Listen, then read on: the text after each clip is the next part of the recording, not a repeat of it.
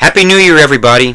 Off to a brand new start. Larry, you got any New Year's resolutions, buddy? I normally don't. Maybe cut my drinking, which I never really do. Well, hey, never say never. All it takes is tolerance. You just gotta bite the bullet. I can't. And besides, I don't know what else I could do to replace my drinking habit. It's the only thing I know how to do. Well, you could just move out of Florida and go to some rehab somewhere. Maybe they got some remedies for you. Hey, I have no addiction. And besides, what's your habit? I mean, you look like you smoke a couple packs of cigarettes a day, boy. There you go again with the stereotypes. Is it because you see a Spanish guy wearing a bandana with a raspy voice or something? No, it's because you got a cigarette in your damn hand, boy. Hey, this is just part of a lollipop I had earlier. And who cares? Cigarettes are good for you. Oh, you know what? You say that I got problems? Calling me like I got mental issues? You're so stupid thinking that this is a cigarette. How about I smoke you myself? And I bet if you were a cigarette, you'd probably taste like crap. Keep talking, boy. And if you were a beer, I'd spit you out and give you my knuckle sandwich. Just shut the hell up. You're starting this year wrong. I mean, here I am trying to introduce the audience of what we're going to be talking about today, and you guys are spending about 2 minutes arguing about stupid crap. He started it. What do you got today, Dave? I'll give you a hint. Here's Johnny. Oh, you mean Johnny Bravo? No, idiot. He's talking about the hotel where they filmed the movie The Shining. Oh, with Jack Nicholson. Yeah, I've heard of it. Yeah, in fact, it's one of the most haunted hotels in Colorado. Well, let's hear it. Yeah. Come on, man. The Stanley Hotel opened in 1909 in S Park, Colorado. It was built by Freeland Oscar Stanley, an inventor and businessman best known for the Stanley Steamer automobile. Stanley moved to Colorado because he was sick with tuberculosis. Doctors believed the mountain air could help him recover. After his health improved, he fell in love with the area and decided to build a luxury hotel for wealthy travelers who came for fresh air and relaxation. The hotel was considered very modern for its time. It had electricity, running water, and elegant rooms. Guests dressed formally for dinner, and music filled the halls at night. Stanley and his wife Flora Stanley were involved in hotel life. Flora was especially known for her love of music and often played the piano for guests. Freeland Stanley died in 1940, and Flora died several years later. Over time, the hotel changed owners and struggled financially. In the 1970s, writer Stephen King stayed at the hotel. His experience there inspired the novel The Shining, which later became a famous movie. That connection made the Stanley Hotel world famous. Today, the hotel is still operating and openly embraces its haunted reputation. From the very beginning, music was part of the hotel's identity. Flora Stanley was a talented pianist, and FO had a grand piano placed in the ballroom as a gift to celebrate the hotel's opening. Even after the Stanleys passed away, people continued to hear piano music drifting through the building late at night, long after the ballroom had closed and no one was supposed to be inside. Employees working overnight shifts reported hearing the piano play by itself. Guests staying nearby said they heard full melodies echoing down the halls. Some even claimed they saw the piano keys moving on their own. A few people described seeing the figure of a woman sitting at the bench, dressed in old-fashioned clothing, calmly playing as if she never left. Many believe this is Flora Stanley, still tied to the music and the place she loved. At the heart of the hotel is the grand staircase, a wide and ornate structure lined with mirrors and portraits from the hotel's early years. Over time, this staircase became known as one of the most active areas in the building. In 2016, a guest was taking photographs when they captured what appeared to be a woman in a dark dress, standing at the top of the stairs. The guest later said no one was there when the photo was taken. Many staff members believe the staircase acts like a center point of energy. Some call it the vortex, a place where spirits can move quickly from one part of the hotel to another. People often report sudden cold spots, the feeling of being watched, and the sense that someone has just passed by, only to find no one there. Just beyond the main building is the concert hall, another location deeply tied to the hotel's past. Once used for performances and gatherings, it is said to be one of Flora Stanley's favorite places, but she is not the only presence there. Guests have reported hearing a stern male voice suddenly shout, "Get out!" especially late at night. This voice is often attributed to Paul, a former hotel employee who handled odd jobs and helped enforce the hotel's strict 11 p.m. curfew during the early days. Some believe Paul still sees it as his duty to keep order. Another spirit connected to the concert hall is Lucy, a homeless woman who once sought shelter inside the building. Unlike Paul, Lucy is believed to be gentle and curious. Paranormal investigators and guests claim she responds by knocking or turning flashlights on and off when asked. Beneath the hotel lies a network of underground tunnels and caves, once used by staff to move through the building without disturbing guests.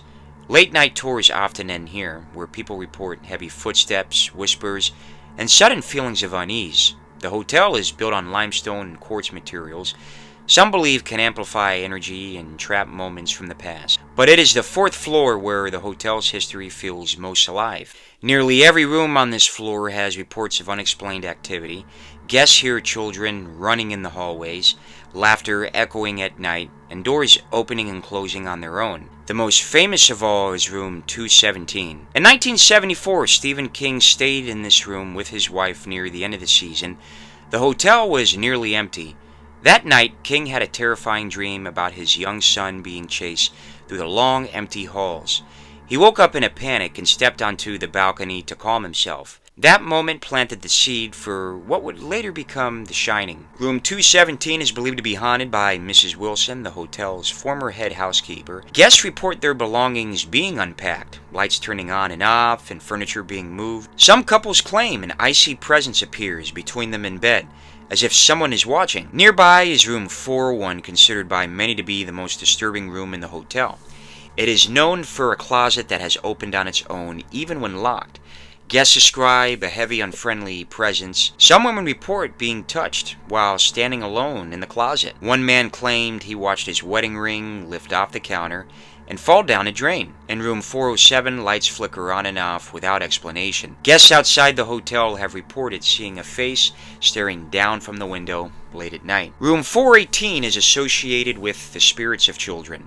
Guests hear laughter, see hangers swing on their own, and feel their bed covers pulled away. One young girl told her mother a little boy tickled her feet before vanishing. Some believe this is the spirit of a child named Billy. At the far end of the floor is room 428, haunted by what guests describe as a friendly cowboy. His shadow has been seen at the foot of beds and in corners. Some women say they felt a gentle kiss on their forehead while sleeping. Heavy footsteps and furniture sounds are often heard above the room, despite the roof making it impossible for anyone to be there. Together, these stories form a pattern. The same names, the same places. Whether the Stanley Hotel is truly haunted or is simply a place where history refuses to fade, one thing is clear: the past never fully left. But another place, located in Pennsylvania, carries an even heavier shadow. For more than a century, Gettysburg has drawn visitors not only for its pivotal place in American history, but for the chilling stories of spirits said to linger among its fields, buildings, and woods. The Battle of Gettysburg, fought from July 1st to July 3rd of 1863, was a turning point in the Civil War and one of the deadliest battles ever fought on American soil. By the time the fighting ended, more than 50,000 soldiers were dead, wounded, or missing their bodies, scattered across what had once been quiet farmland. For decades, visitors and locals have reported strange and unsettling encounters. Phantom footsteps echo across empty fields, ghostly drum beats roll through the night air, musket fire is heard with no source, shadowy figures appear and vanish between trees. Many believe these are the restless spirits of soldiers, trapped, reliving their final moments of fear and chaos. Gettysburg's haunted reputation begins with the battle itself. Union and Confederate forces clashed in brutal combat, often at close range. Soldiers were buried where they fell, and bodies lined the fields for weeks. One New Jersey soldier later described the aftermath, saying, "Upon the open fields, like sheaves bound by the reaper in crevices of the rocks, behind fences, trees, and buildings, lay the dead, a scene never to be forgotten." Many believe that level of suffering left a permanent imprint on the land. On the night of July 1st, 1863, as Union troops from the 5th Corps marched toward Gettysburg, several soldiers reported seeing a mysterious man on horseback riding silently through the darkness. The rider appeared dressed in an old military uniform not from the Civil War, but from the Revolutionary War era. He vanished as suddenly as he appeared. Some soldiers believed they had seen the ghost of George Washington watching over the battlefield before the bloodshed fully unfolded. Certain areas of the battlefield have become known as intense paranormal hotspots. Devil's Den, a rocky outcrop where Confederate sharpshooters once hid, is one of the most active locations. Visitors report sudden cold spots, shadow figures moving between the rocks, and cameras malfunctioning without explanation. Some claim to hear whispered voices or feel unseen hands brush past them. At Little Round Top and Triangular Field, witnesses describe shadowy soldiers marching through tall grass, the smell of gunpowder in the air, and the sound of distant screams. People have reported being touched by unseen hands or hearing commands shouted in old military tones. Hospital Woods, once used as a makeshift field hospital, carries its own disturbing stories. Visitors describe intense feelings of sadness and pain. In one reported incident, a visitor encountered two soldiers approaching him in the woods and was able to identify them by the name and unit.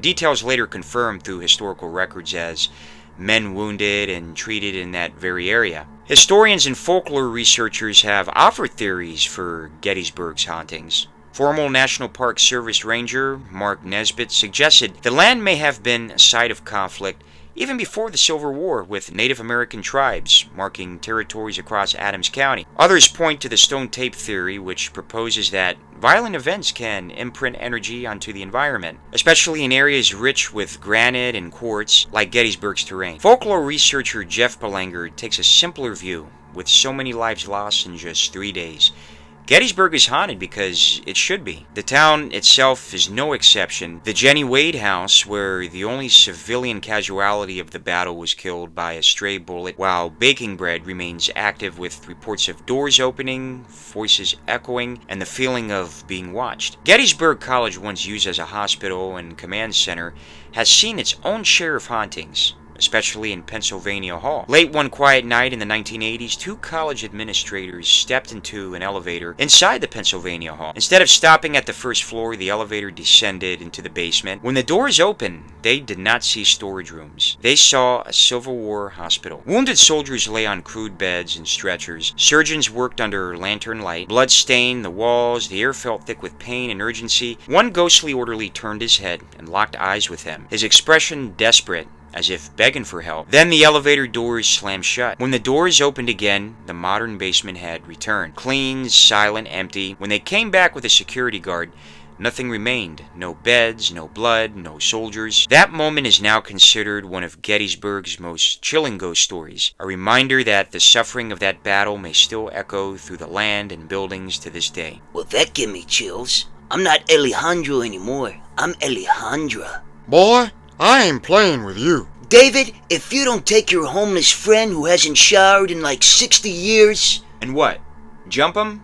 Throw his beer out? I told you, boy. I'm a black belt, boy. You want to play with me? Come on, man. I'll chew you out, man. You pissed me off so dang much, man. Larry, stop beating Alejandro up and tell me, how did you like the story? I enjoyed it, but it wasn't that scared, but it was creepy. There you have it. Everybody, it's a wrap. Have a happy New Year. And Larry, if you want to beat me up, do it for real. Bring a car. I'm ready, boy. This had to be great. Anyway, see you guys. Yeah, come here. Yeah, you stupid, yada, man. yada. You're just You don't know what you're talking about, man. And that bandana around your head, Come man. on, man. Talking You're not about gonna me really having to beat shave me within up. 60 Yeah, 'cause years, you're man. scared, That you go, man. Because you're afraid Puerto Rican's gonna beat a Kentucky guy up. I got come this here. beer. This beer right here is well trimmed. What are you talking about, You're just boy? talking, you're not doing I ain't action. gonna hear that. That's just a piece of paper you just did, man. Come on, man. You're not gonna really beat me up. Yeah, because you're scared, man. Because you're afraid a Puerto Rican's gonna beat a Kentucky. Stupid boy. 2 plus 2 equals 4. Hey, boy, I like beer, man.